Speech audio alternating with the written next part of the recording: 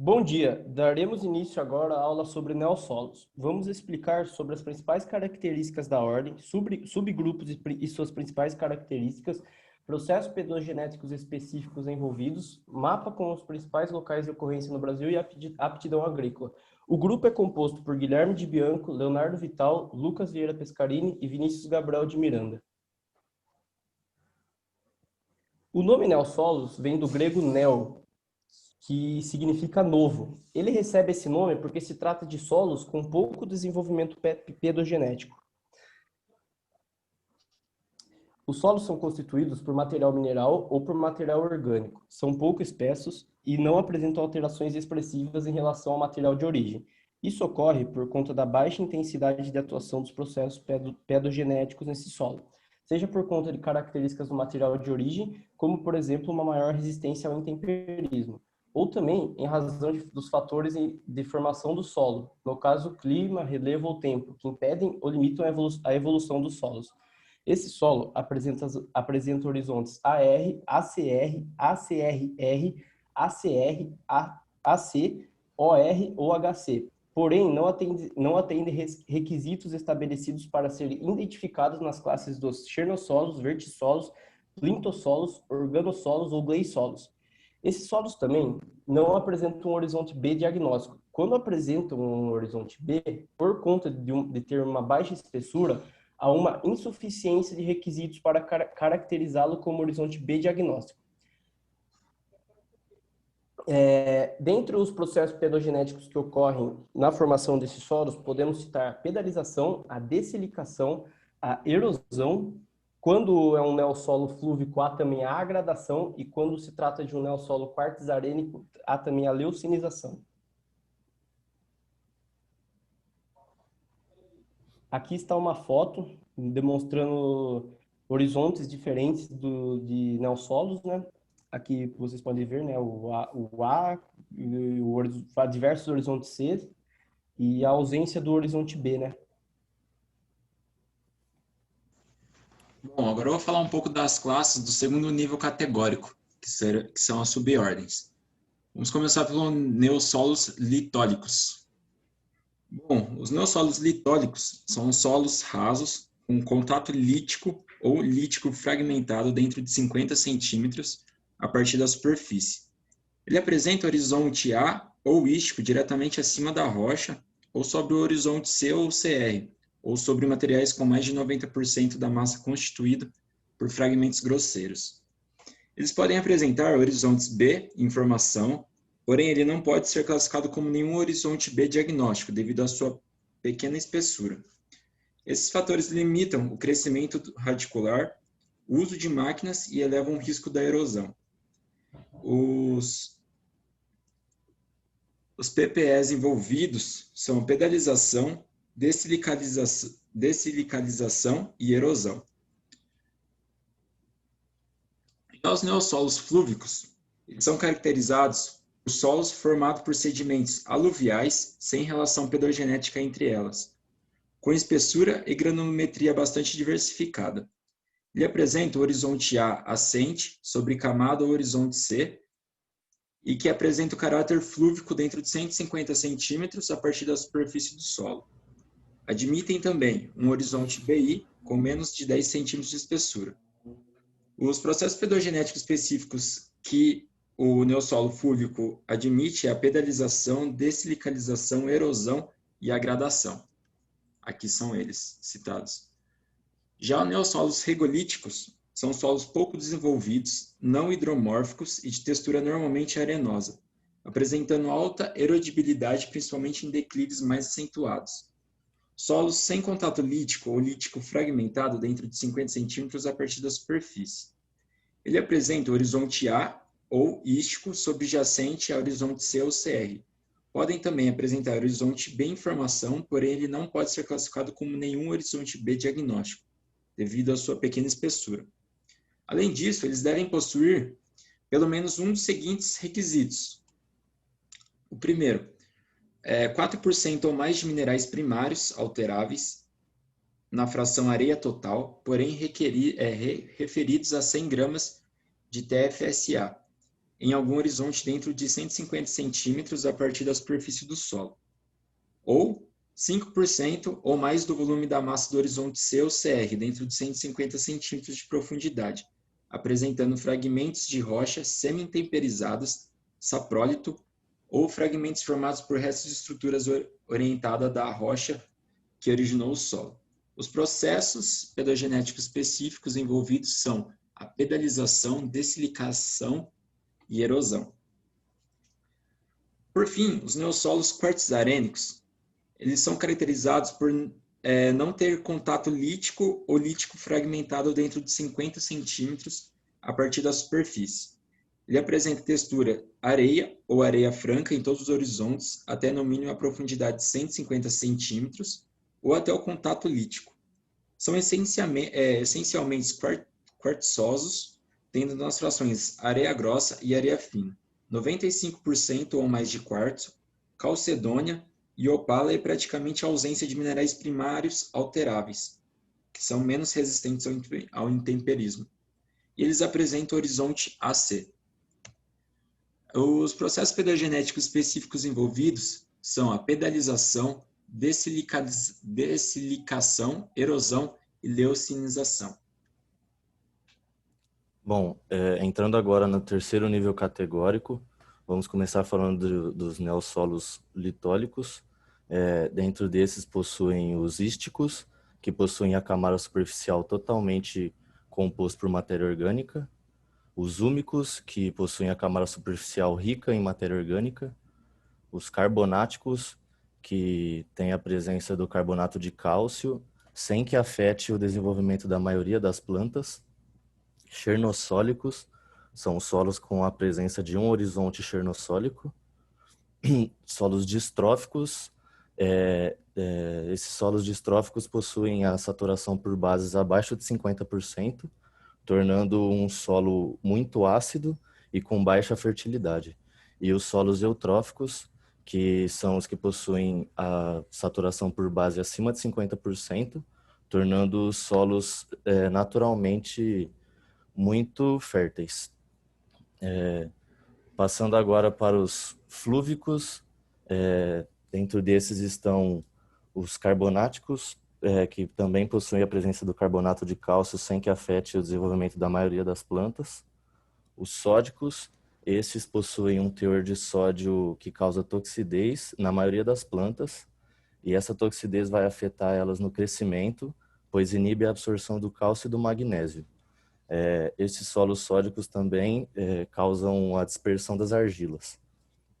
Os sálicos possuem a presença de sais mais solúveis em água, em quantidade tóxica para a maioria das culturas.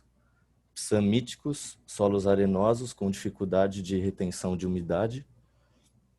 TB distróficos, que são os solos com argila de baixa atividade e de baixa fertilidade. TB eutróficos, que são os solos com as argilas de baixa atividade e alta fertilidade. E os TA eutrófico, que são os solos de argila com alta atividade e alta fertilidade. Já em relação aos neossolos regolíticos, temos os neossolos regolíticos psamíticos, que eles são caracterizados por serem solos arenosos com dificuldade na retenção de umidade. Temos os neossolos regolíticos úmicos, que é caracterizado por ter a camada superficial rica em matéria orgânica, e os neossolos regolíticos distróficos e eutróficos, que se diferenciam pelo distrófico ser caracterizado por ter baixa fertilidade e o eutrófico a fertilidade ser alta. Em relação aos neossolos quartzarênicos, temos o quartzarênico hidromórfico e o quartzarênico órtico. Enquanto que o hidromórfico ele tem alta restrição à drenagem, o órtico é o contrário, ele não apresenta restrição quanto ao seu uso e manejo. Bem, entrando agora no quarto nível categórico, ou mais conhecido como subgrupos, começamos pelos neossolos litólicos ísticos. Eles possuem apenas uma variação, que são neossolos litólicos ísticos típicos, não havendo uma segunda variação. Os neossolos litólicos úmicos, eles são divididos em neossolos litólicos úmicos espodossólicos, que são solos com caráter espódico dentro de 50 centímetros a partir da superfície do solo ou até um contato lítico ou lítico fragmentário. E neossolos litólicos úmicos típicos, que são solos e que não se enquadram na classe anterior por não apresentar essas características. Os neossolos, a partir de agora, todos os neossolos terão duas diferenças. Quando eles possuírem contato lítico fragmentário, eles receberão o último nome como fragmentários, como é o caso do neossolo litólicos carbonáticos fragmentários. Quando não ocorre esse contato lítico, eles recebem o último nome de típicos, como é o caso do neossolos litólicos carbonáticos típicos. Aqui é a mesma coisa para todos. Os que possuem um contato lítico vão ter um nome final fragmentário e os que não possuem esse contato lítico receberão o nome de típicos no final. Bem, entrando agora nos neossolos flúvicos, primeiramente os neossolos flúvicos carbonáticos, que também não apresentam apresentam apenas uma variação, deste modo são apenas neossolos flúvicos carbonáticos típicos. Os neossolos flúvicos sódicos são divididos em neossolos flúvicos sódicos sálicos, que são solos com caráter sálico em um ou mais horizontes ou camadas dentro de 150 centímetros a partir da superfície. Os neossolos flúvicos sódicos salinos são solos com caráter salino em um ou mais horizontes ou camadas dentro de 150 centímetros a partir da superfície. Os neossolos flúvicos sódicos vertissólicos são solos com horizonte vértico em posição não diagnóstica para vertissolos ou com caráter vértico, em um ou mais horizontes ou camadas dentro de 150 centímetros a partir da superfície do solo. E os neossolos flúvicos sódicos típicos não se enquadram em nenhuma dessas classes anteriores por não apresentar nenhuma dessas características citadas. Os neossolos flúvicos sálicos são divididos em neossolos flúvicos sálicos solódicos, que são solos com caráter solódico em um ou mais horizontes ou camadas dentro de 150 centímetros a partir da superfície. E os neossolos flúvicos sálicos típicos não se enquadram por não apresentar essas características anteriores.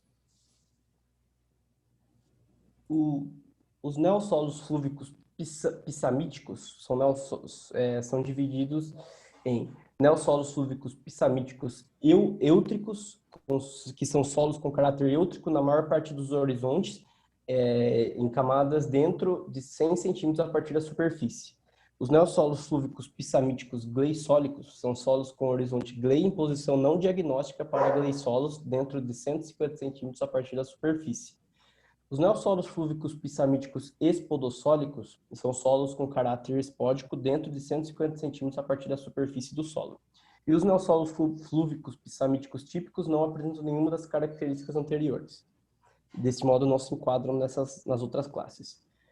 Agora, os neossolos flúvicos TA eutróficos são divididos em neossolos flúvicos TA eutróficos salinos, que são solos com caráter salino em um ou mais horizontes ou camadas dentro de 150 centímetros a partir de sua superfície.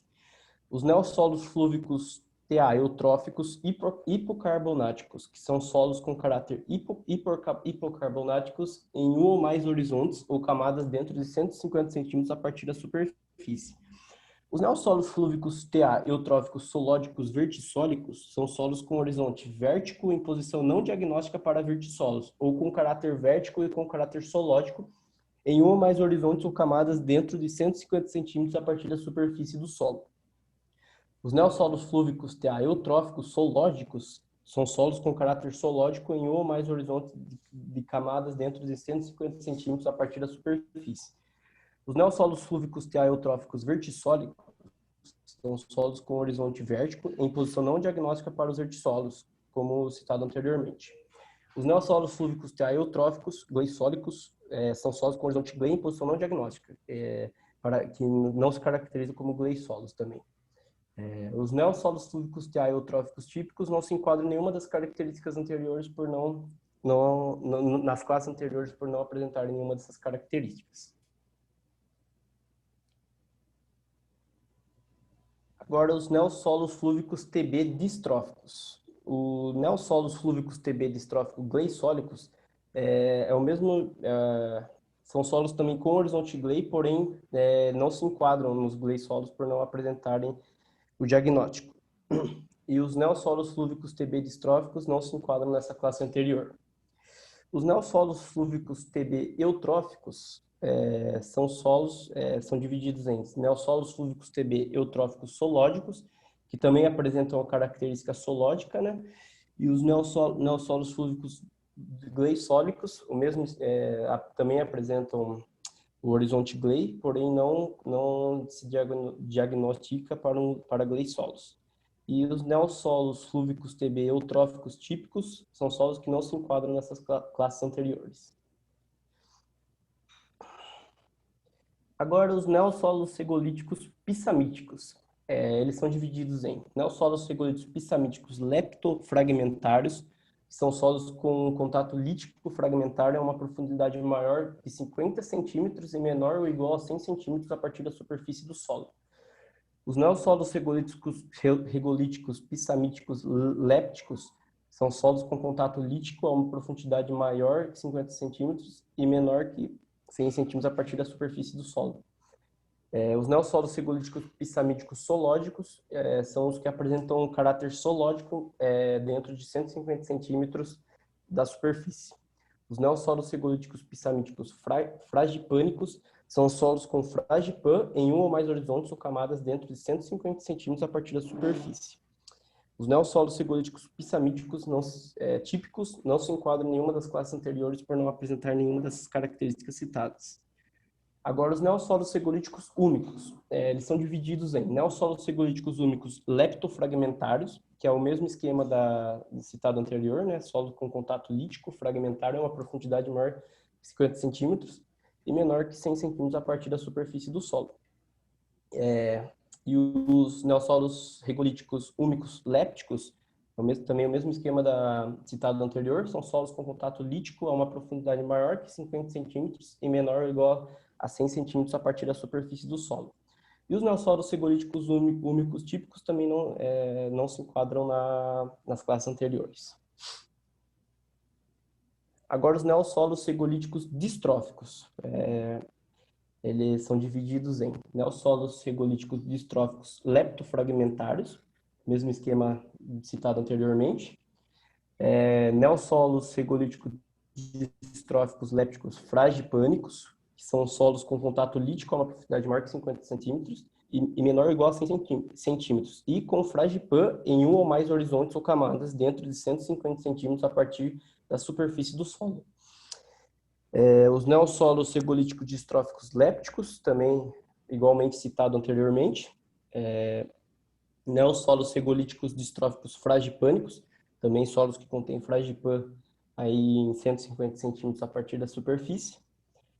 Neossolos segolíticos distróficos gleissólicos, que novamente, né, solos que apresentam aí o horizonte glei, mas não são diagnosticados como gleissolos. E neossolos segolíticos distróficos típicos que não se enquadram em nenhuma das classes anteriores. Agora, os neossolos segolíticos eutróficos.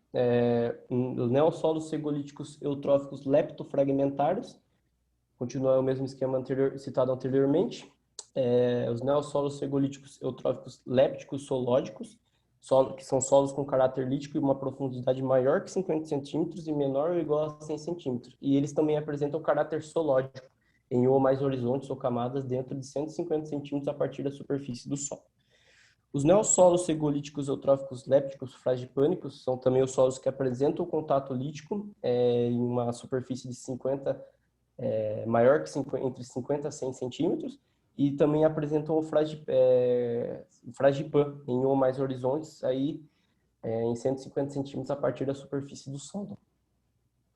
Os neossolos segolíticos eutróficos lépticos são solos também seguindo aí as características citadas anteriormente, solos com caráter lítico, né, uma profundidade maior entre 50 e 100 centímetros da superfície do solo. Os neossolos segolíticos eutróficos solódicos fragipânicos são aí eles apresentam caráter solódico e fragipã nos horizontes aí dentro de 150 centímetros a partir da superfície do solo. Os neossolos regolíticos eutróficos solódicos, aí apresentam o caráter solódico em 150 centímetros a partir da superfície. Os neossolos regolíticos eutróficos fragipânicos, que também apresentam fragipan a 150 centímetros do solo, a partir da superfície. Os neossolos regolíticos eutróficos gleissólicos, mais uma vez aí que apresentam o caráter glei, mas não são diagnosticados como gleissolos. E os neossolos regolíticos eutróficos típicos, que não se enquadram em nenhuma das classes anteriores. Agora, falando dos neossolos quartzarênicos hidromórficos, eles são divididos em neossolos quartzarênicos hidromórficos plintossólicos, que aí são os solos que apresentam o caráter plíntico ou horizonte plíntico em posição não diagnóstica para plintossolos, dentro de 150 centímetros a partir da superfície do solo.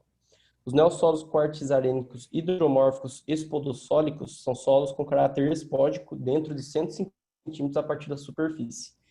Os neossolos quartzarênicos hidromórficos neofluvissólicos são solos com caráter flúvico dentro de 150 centímetros a partir da superfície.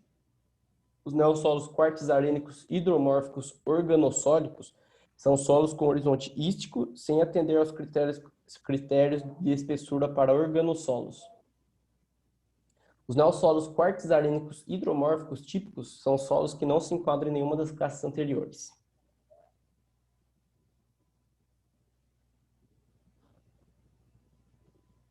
Agora entrando aí no maior subgrupo, né, dos neossolos, que são os neossolos quartzarênicos órticos, eles são divididos em neossolos quartzarênicos órticos leptofragmentários, que são os que apresentam o caráter lítico fragmentário, né, de entre 50 a 100 centímetros de profundidade no solo. Os neossolos quartzarênicos órticos lépticos, que são os solos que apresentam o caráter lítico, numa profundidade entre 50 a 100 centímetros. Os neossolos quartzarênicos órticos solódicos, que são os que apresentam o caráter solódico até 150 centímetros de profundidade no solo. Os neossolos quartzarênicos órticos eútricos, que são os solos que apresentam o caráter eútrico a uma profundidade dentro de 100 centímetros a partir da superfície do solo. Os neossolos quartzarênicos órticos fragipânicos, que são solos que apresentam o fragipan até 150 centímetros de profundidade. Os neossolos quartzarênicos órticos gleissólicos, que são solos com horizonte glei, mas só que não atendem, né, aos requisitos para serem classificados como neossolos quartzarênicos hidromórficos. Os neossolos quartzarênicos órticos plintossólicos, que são os solos que apresentam caráter plíntico, em posição que não se diagnostica como para plintossolos, dentro de 150 centímetros a partir da superfície do solo.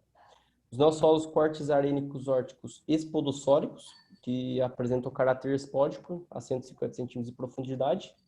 Os neossolos quartzarênicos órticos argissólicos, que são solos que apresentam lamelas de textura franco-arenosa ou mais fina, cuja espessura total é menor que 15 centímetros, não caracterizando o horizonte B-textural, dentro de 150 centímetros a partir da superfície do solo.